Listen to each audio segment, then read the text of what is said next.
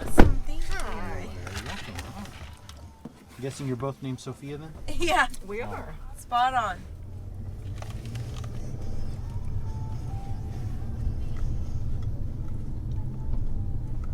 Thank God the migraine finally is not 100% anymore. It's the longest migraine I've seen. Actually, it's one of my shorter ones. Same day. It's pretty miraculous. Wait, that's terrible. I hate migraines, yeah. Okay, so tell me about your mushroom experience. Oh, so, I was going to say psychedelics work really great for that. Yeah. if I Well, could get I some see. beer, I'm a huge advocate for the mushrooms. Yeah, me too. I'm a mycologist. Oh my god.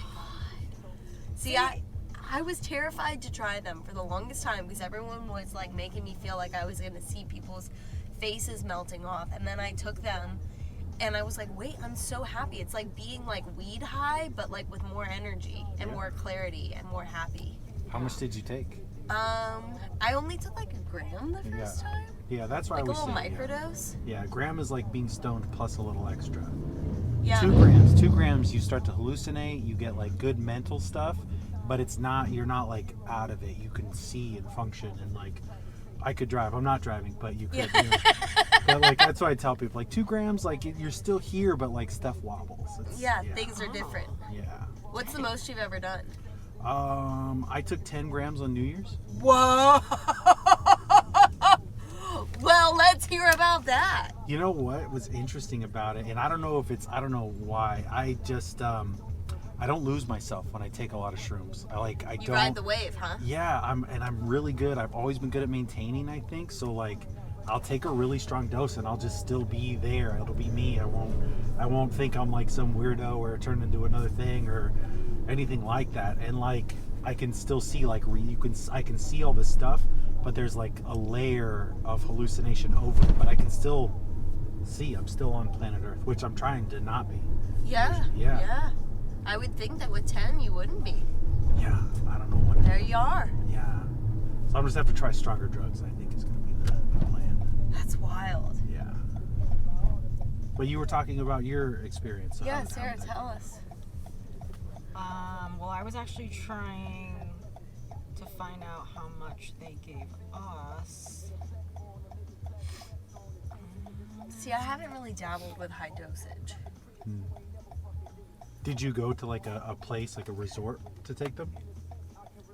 No, so it was somebody who, I guess she knows folks who grows them, but like this is just part of what she does, like alternative medicine type of thing.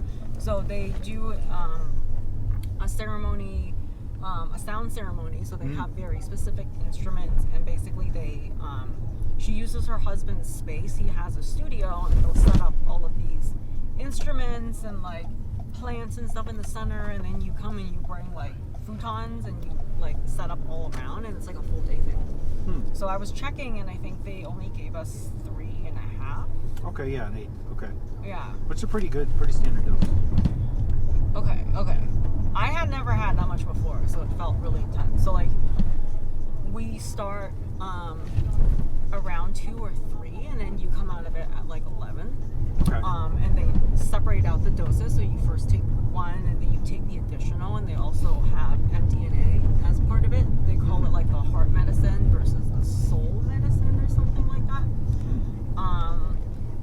So like they ask you to do all this journaling and thoughts before to kind of get into the mindset to like basically be open, but like, you know, think about kind of what you want to get out of the ceremony. And so at the time, I think I was just trying to kind of figure out, because like I was also really missing Brent. Yeah. And I was just kind of like, I don't really know what to do. And then I had the dog, and I had adopted him, but I was like still nervous about it. Because like I told you about the superstition that I'm not supposed to have a dog. Yeah, so it was just kind of like all these things, and I was like, I don't have a specific question, but I kind of just want to get more clarity. You know, I feel like I don't have a direction. So when we did the ceremony, apparently whatever ones they gave us this time had a much more delayed reaction. So I didn't feel anything for the longest time. And so you lie there after you take the pill, they crush up the mushrooms in the pill form, and then you've got your eye mask on, and they're playing all these different instruments. And then once in a while they'll ask you to like vocalize with them. But I I kept waiting to be like, oh man, like, I don't know, like people talk about seeing like walls melt and like, you know, faces melt. And so the night before I had watched something about space. So I kept thinking like, oh, I'm going to see infinity.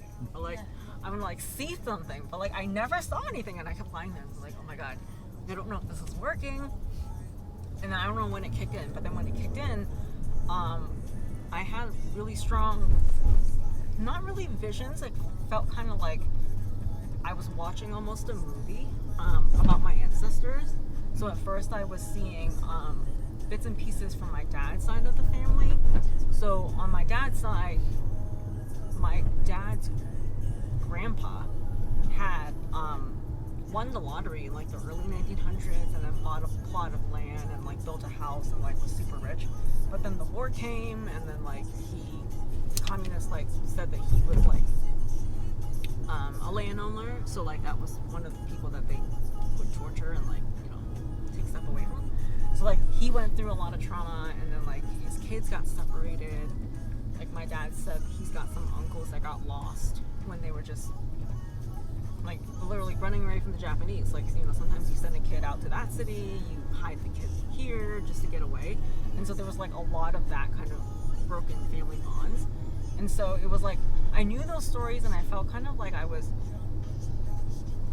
feeling that person's like anguish and like fear and like all of those emotions. So like I was like crying the whole time. And then after my dad's side, I saw my mom's side, and my mom's side story that I'm aware of is my mom's dad had walked out on the family when my mom was born. And so my grandma was a single mom. And I remember feeling kind of like her bitterness and anger, and then like my mom's own like sadness about like not having her dad in her life. So like that was, I feel like, a really big chunk of it. And I distinctively remember, even though I was like in it, that I would like periodically wake up and be like, I'm out of tissue. Just like crying so much and like sniffling. And then after that segment, all of a sudden I was here and I was seeing my dad and feeling kind of his loneliness without my mom. And then I saw the dog, and I had this feeling that like this dog is like love, and he's here at the right time to bring the family together, to have like a common thing that will, you know, gets me and my brother to communicate with my dad some more. And so I was like, okay, like it was like a sign that like it was good that we had this dog. And then I also felt this like, I think like leading from the family trauma stuff, all that fear and negative emotions, I went from that to this feeling of like, oh, and now I'm here and I'm in like a strange land, and I can hear my ancestors being like, I'm scared, like where is this, what is this, like I don't know where we are. And I'm like calming them down and saying like, it's okay, like I know where we are and it's safe. And like I felt kind of like all this love and like strength and the positive components from my parents that like made me. It was really weird. It was like feeling all of these emotions and like having that kind of storyline flow through. Just like the whole thing, I was super emotional. And then at the end of it, they played this instrument that sounded like, it reminded me of the ocean. So then when they started playing that at the end, I started imagining that I was in the ocean. And then at first I was like, oh, this is really nice. And then I realized I was literally like on the ocean floor and the waves were coming over me. And I was like, oh man, I'm gonna drown. But I wasn't drowning, and I wasn't dying, and I wasn't scared. But then as the waves kept washing over me, I realized like, wait, I'm not a human on the ocean floor. I'm a crab. And then I realized like, wait, the waves are so strong, like it's tearing me apart, and I could like feel like my little crab legs getting torn off, but I still wasn't scared. I was like, oh, I feel like the ocean is reclaiming me and I'm turning back into the ocean, and now my little crabs are becoming little rocks on this ocean floor. And that was the end of it. And then they said like, oh, okay. They like announced something to kind of bring us all back together, to be like, the ceremony's over, wake up, please sit up. And as soon as that happened, like all of those little rocks like shoop back up together and made me a person again. I was like so surprised that I was able to come out of it immediately as they said that like, is wild. The ceremony's over. Yeah, so I remember like the minute that happened, and I was like, oh yeah, I'm like here in the ceremony. But like I sat up and I remember feeling holding my eyes because my eye mask was on, and thinking that like, oh yeah, the ceremony's over, but I don't think I have eyes. I think there's still rocks. And then realizing like, oh no, I do have eyes. That is wild. But it was like 12 hours of like really intense. So when we walked out of that, I felt really sick because I was so dehydrated. And then the whole next day I felt like I was hungover. I like chugged like 2 Gatorades. Interesting. See, I've never done that much.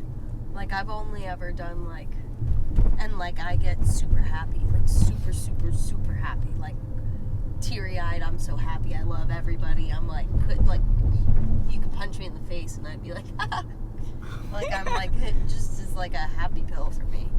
The eye mask makes you hallucinate. The what? The eye mask? Yeah, that's why you had that sensation of like losing yourself. So for one, if you want to talk dosage, so 3.5 grams is when you get 3.5 micrograms of psilocin, which is what causes EgoDeath in your brain. And so when you were going through your parents' like histories, that's your story for yourself, which is what the ego is, right? The ego is telling you your story about yourself, and their story is obviously part of your story, and that's what you were going through, and that was dissolving, and that's why you were going through that at that time. That's part of what was happening. And the eye mask, you have eye closed hallucinations, which are stronger than eye open ones.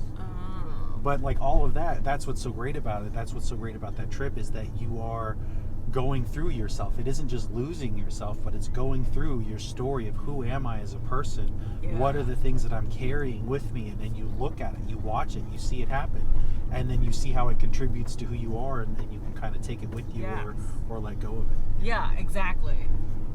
Yeah, no, you described it to a T. I did not know what it was. I didn't really understand it. I thought it was so weird because I didn't journal about my family at all. Like, that wasn't part of the intention that I had set, so I was like, oh, like this was a total surprise. It can be fun, but yeah, so if you want to take stronger doses with an eye mask, sleep mask, are really great. There's a great musician called East Forest is his name. He has music called Music to Be Born To, Music to Die To, and Music for Mushrooms. These are 3 albums that he made while on mushrooms, with a whole band on mushrooms. Who's he?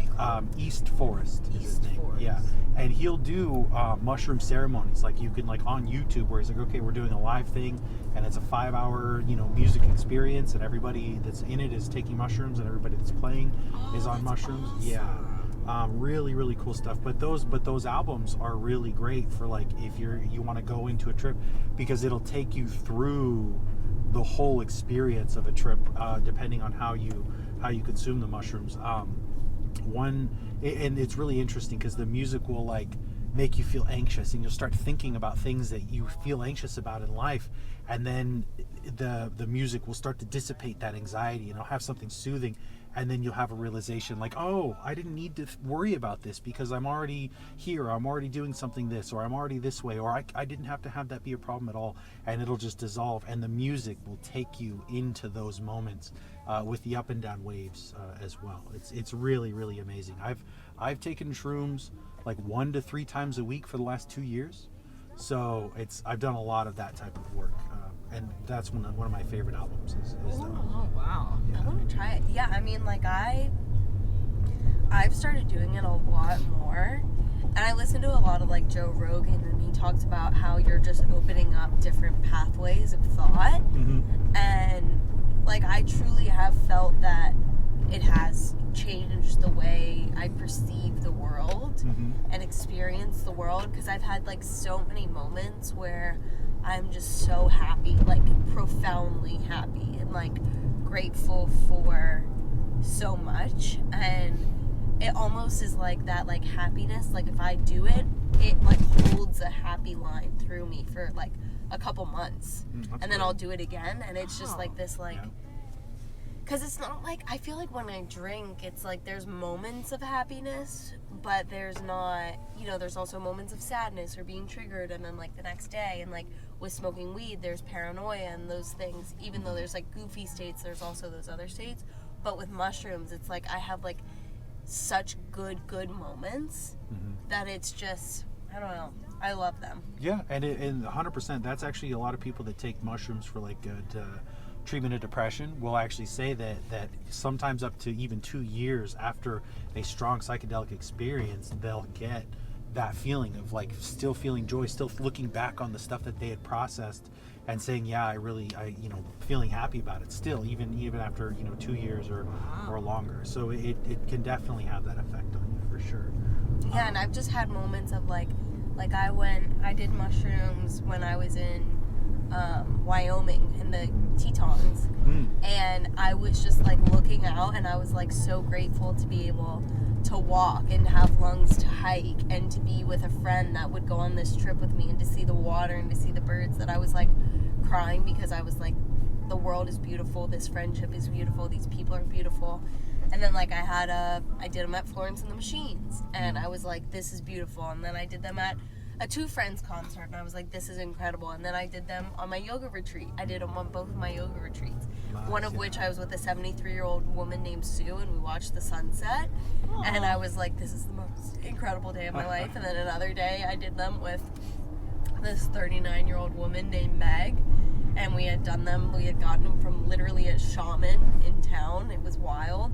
And it's just like it's almost like I feel like if I do them quarterly, to your point, it like holds me, because I just reflect on like, wow, that's incredible. And it's also one of those things of, if I just have music and like my dog, or if I go to a concert, it's like I know that's truly like a happy pill. I can take a mushroom, I can go and be with, I have a handful of people that I know I could do them with and have a lot of joy, even if it's like my dog and like a certain style of music. And I'm like, yeah, if I'm ever feeling dark, this is like a cure-all. Oh, for sure. Yeah. It's wild. Yeah. And about the 1 gram, that's what I always say. If you want to have a great time, good body high, mild high, and like very, very mild visuals, 1 gram is the number. I live right by the lake, and so like I'll take a gram and then like a little vape pen and go hang out at the lake, and it's just like such a great day.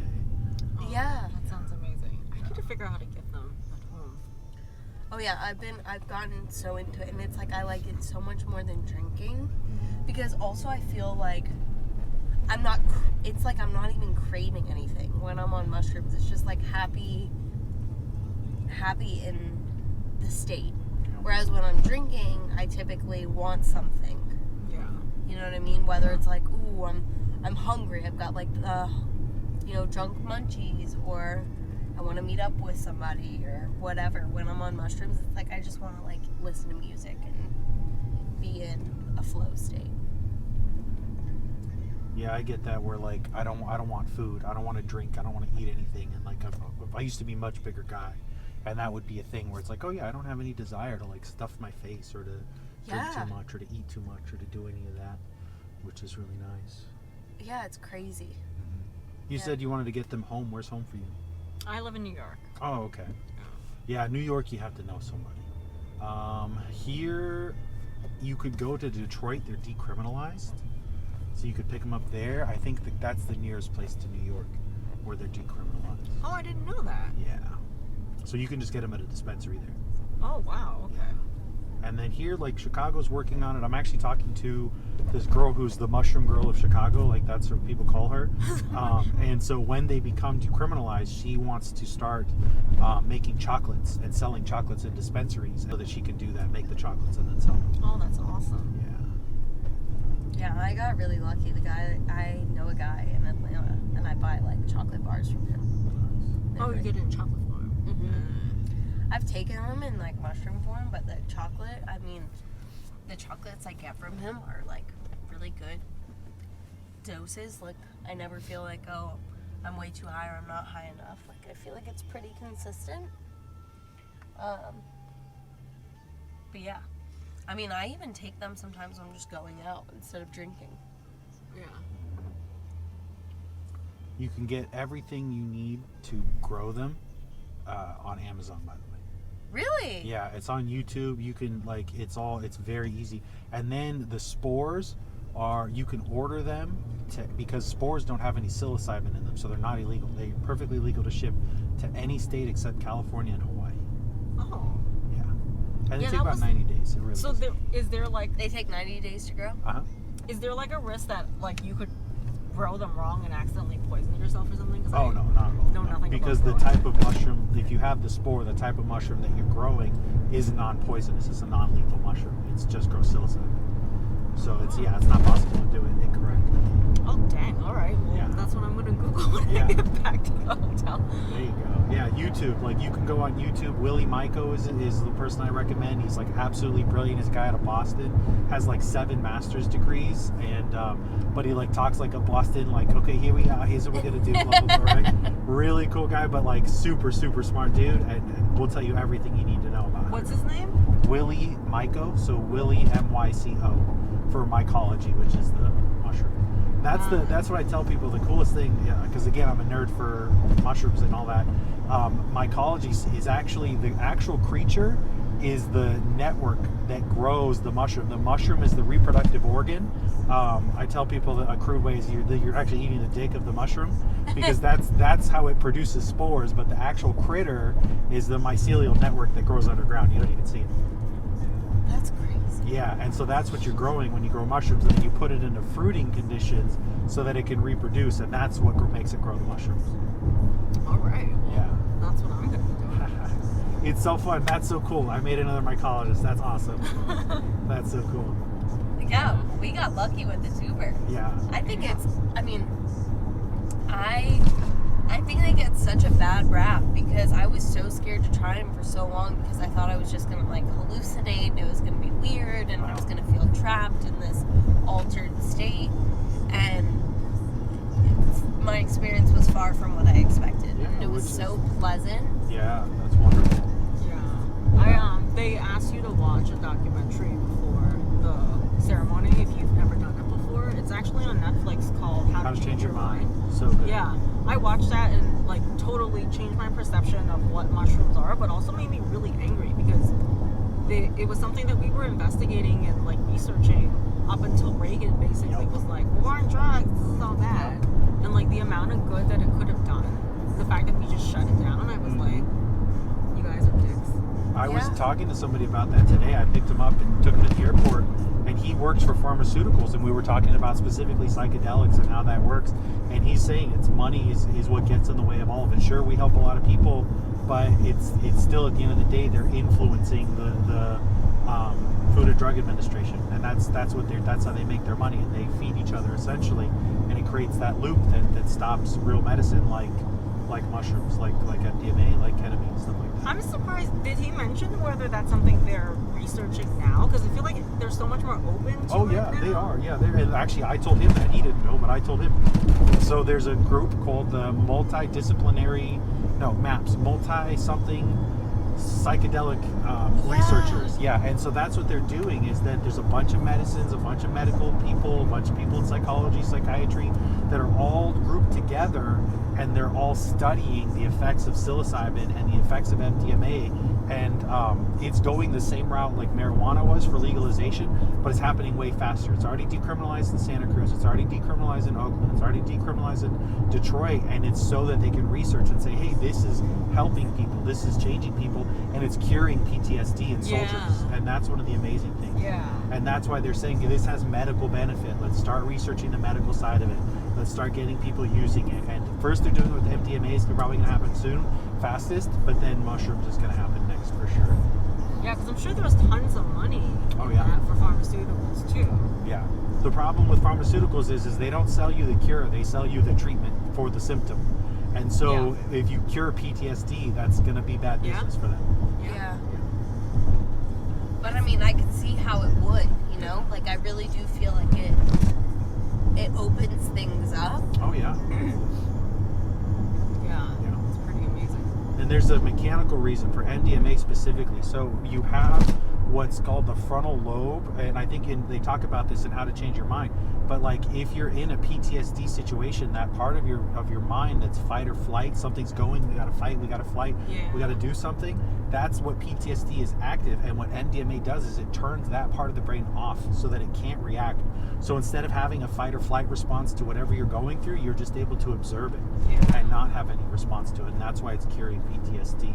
But then again, with the ego dissolution, that's why I think mushrooms help so much, is because people carry so much stuff with themselves. They carry so much stories about who they are and who they think they are, what they think about themselves or think they're supposed to be. But all of that melts away because that part of the brain that's telling you that story stops functioning and lets you just kind of be for a little bit. I think that's part of why that works. Yeah. So interesting. This is like the perfect Uber ride because you just reminded me that like that was what I came out of it feeling, the sense of calm and feeling like I have the people around me that I want in my life, and I have like all of the resources that I need to do what I need to do. Like I just kind of left it feeling kind of like things will be okay. Oh, that's wonderful. Mm-hmm. And that helped me actually stay pretty on top of things for a while. So like today is probably a good day to remember that from the ceremony. No, I think that they're so powerful. Mm-hmm. You know, and I think just having that internal body experience, because sometimes I think we look externally for comfort and for happiness and all that, and while it is like somewhat of an external factor because it is a substance, I think it's just creating a more open-mindedness to like a different perception of your situation. Oh yeah. So yeah, no, I think that they're so powerful. And like Absolutely. even my mom was like, I loved that. That was like being high but happier and more energized. You got your mom to take them? That's Oh so yeah, cool. me and my Oh, mom are that's so actually cool. going to a Marcus King Band Okay. concert November 14th. I'm from Georgia. Okay. And we're gonna take them. So we did them for the first time together a couple of weeks ago, and it was a really good experience. And I was like, I love music. I grew up playing music, and Nice. What? I didn't know that. yeah, I grew up playing piano. And so I was like, can we please go to a concert together? Like I would love, because my mom loves music. So my mom always wanted me to play piano so that she could have music in the home. So like I had a piano right beside the kitchen. So I would practice piano every day while my mom would cook. And so I was like, can we please go to a concert together and do mushrooms? And she was like, yeah. So she likes country music, and so Marcus King kind of is like Chris Stapleton vibes, if you don't know who that is. But Yes. yeah, we're gonna take mushrooms and go to him, and it's gonna be a great experience. But it's also like, you know, it's something where you can, I feel a lot of people can take it. You don't have to worry about like when people get drunk, they get aggressive or they get sad or whatever. And I feel I've been around a lot of different people on mushrooms, and the typical response is, at least when you're microdosing, like, you know, gram and a half, happy, positive experience. It's crazy to think, so a gram, you said you also usually just take a gram? I take like a gram and a half probably. So it's not necessarily proportionate, right? Because like what I took at 3.5 was so intense that I was like, I can't imagine taking 30% of that. Sure, yeah.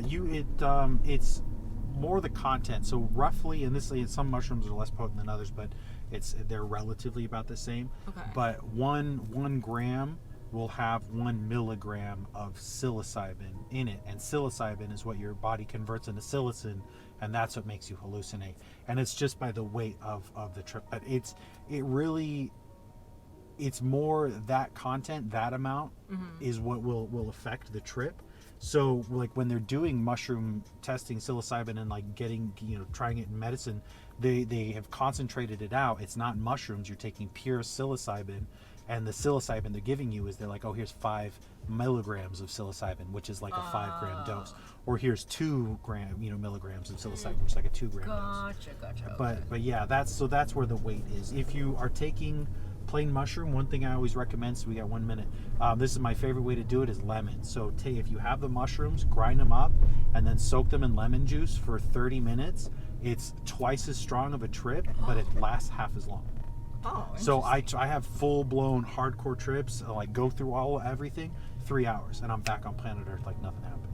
Wow. And then the best thing for, like you said, feeling drained afterwards, all of that, have a salad, green leafy salad, onions, greens, beans, onions, mushrooms, like food mushrooms, berries and seeds, and you're like nothing happened. Dang, good to know. What's the lemon?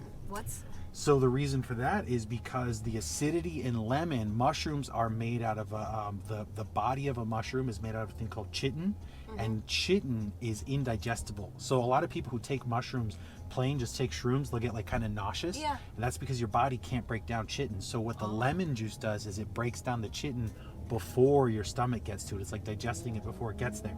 So all the psilocybin's extracted, it's in the juice itself. You actually don't need to eat the mushroom, but I still do. But you just take it, it's extracted it completely. That's one of the coolest things about mushrooms is they're designed to, if you grind them up, soak them in water, all of the psilocybin just comes out. They're like designed to do it that way. I don't That's know wild. if this is your stop or is it... Oh, actually, I think we might have passed it, but this is fine. Okay, Perfect. sorry Yeah, about thank that. you so much. You're Do welcome. you It's have so a nice card talk. or something? I don't, like an unfortunately. account? No, I Okay. don't. Sorry. Dang it. Yeah. Well, you're All right. phenomenal. Oh, so thank you. so Thank much. you. Have a I great can't one. wait to have some of your mushroom chocolates. Oh, one of these days, definitely. thank you so Cool. much. Have a good one. night. Thanks.